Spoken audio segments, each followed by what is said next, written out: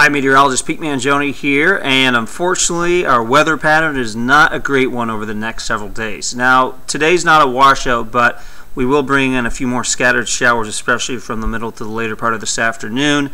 Temperatures won't really move very much. I'm thinking low 50s. The breezes 10 to 15 from the south with some gusts around 25, even up to around 30 miles an hour along the south coast. So the combination of some of the showers, the clouds, and the breezes making it feel cool out there.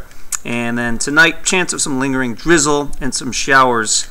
We may get a bit of a break here during a good part of the overnight, but you can't rule out some additional sprinkles. And then it's kind of the same annoying pattern for a couple days. Tomorrow, it will be milder. So that's one thing we have going for us if you don't like the chilly temperatures. But really, at any point, you could trigger some drizzle and some showers during Friday. You could see it just kind of flickers off and on the screen. I'm not showing you this because I am saying that you can expect a shower at this exact time. I'm more showing you this to just illustrate how unsettled it's going to be.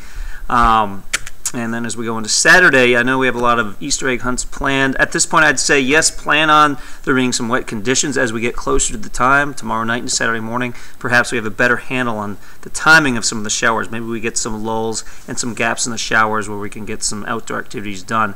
Best chance of some heavy rain and thunderstorms, I think, would be late Saturday night to very early Sunday morning. We'll have more updates throughout the day here on WPRI.com.